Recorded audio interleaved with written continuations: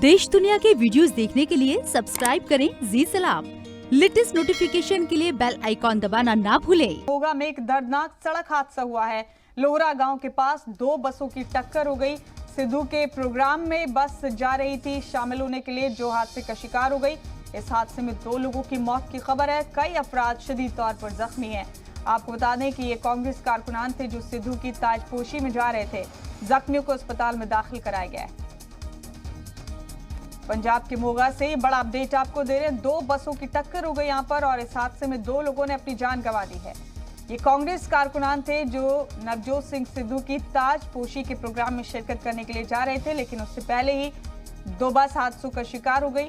लोहरा गांव के पास 2 बसों की ये टक्कर थी जिसमें 2 लोगों की मौत हो गई और कई अफराद जख्मी हैं। जख्मियों को इलाज के लिए अस्पताल में दाखिल किया गया है।